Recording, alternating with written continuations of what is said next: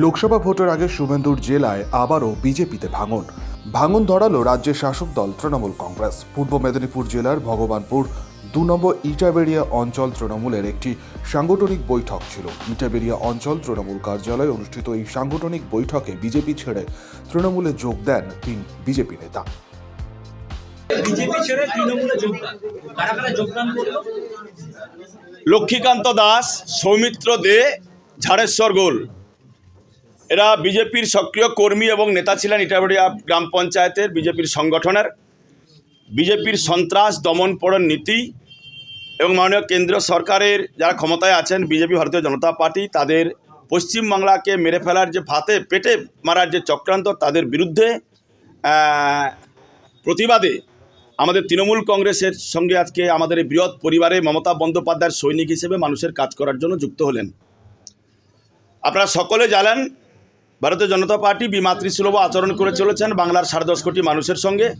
আমাদের প্রিয় নেত্রী মুখ্যমন্ত্রী মমতা বন্দ্যোপাধ্যায় দীর্ঘ 11 বছর ক্ষমতায় আছেন। তিনি ক্ষমতায় থেকে তার 77টি জনমুখী প্রকল্পের মধ্য দিয়ে 10.5 কোটি মানুষের সেবা করে চলেছেন।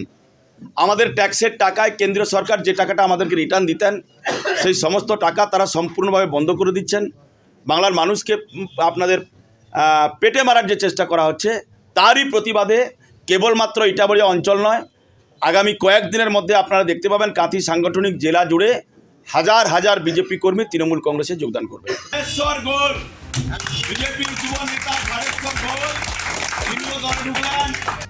ইটাবেরিয়া অঞ্চলের 193 নম্বর বুথে বিজেপির বুথ সভাপতি লক্ষ্মীকান্ত দাস, বিজেপির বুথ যুব সভাপতি সৌমিত্র দে ও বিজেপির যুবনেতা ঝাড়েশ্বর গোল বিজেপি ছেড়ে তৃণমূলের দলীয় পতাকা হাতে তুলে নেয়। তাদের হাতে দলীয় পতাকা তুলে দেন কাঁথি সাংগঠনিক জেলা তৃণমূল সভাপতি পীযূষ কান্তি পণ্ডা।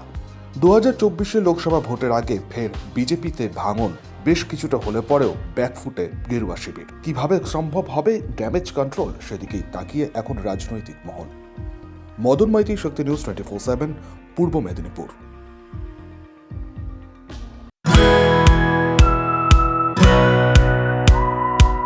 খাই খাই করো কেন এসো বসো আহারে, খাওয়ার আজব খাওয়া ভোজ কয় যাহারে। ভোজন রসিক বাঙালির খাওয়া দাওয়ার সেরা ঠিকানা মানেই Sher-e Bengal. Indian, Chinese, south Indian, continental ডিশের হরেক রকম সম্ভার এখন একই ছাদের তলায়। এছাড়াও রয়েছে শের-ই বেঙ্গলের স্পেশাল কিছু আইটেম, যা একবার মুখে দিলেই ভোলার নয়। ঘরোয়া পরিবেশে হোটেলের আতিথেয়তা আপনাকে মুগ্ধ করবে। রেস্তোরাঁর পাশাপাশি রয়েছে থাকার সুবন্দোবস্ত। সিঙ্গেল বেড থেকে ডাবল বেড, ট্রিপল বেড এবং ডিলাক্স এসি রুম। পাচ্ছেন 24 ঘন্টা পানীয় জল ও বিদ্যুৎ পরিষেবা। রয়েছে লকার, পার্কিং এর সুবন্দোবস্ত। এছাড়াও এসি, গিজার, টিভি, সিকিউরিটি সহ লন্ড্রির সুবিধে। মিটিং বা যে কোনো সামাজিক অনুষ্ঠানের জন্য এখন নিশ্চিন্তেই আসতে পারেন শের-ই বেঙ্গলে। Sher e Bengal, JP Avenue, Sagarbhanga, SBI ব্যাংকের ঠিক পাশে, দুর্গাপুর 713211। যোগাযোগ নম্বর 9609900511 অথবা 9775555222। শের-ই বেঙ্গল, একবার আসলে বারবার আসতেই হয়। কাজের প্রেশার, চাইছেন একটু রিল্যাক্স। একদিনের উইকেন্ডে শহর থেকে দূরে কোথাও যেতে চাইছেন, কিন্তু যাবেন কোথায় ভেবে উঠতে পারছেন না।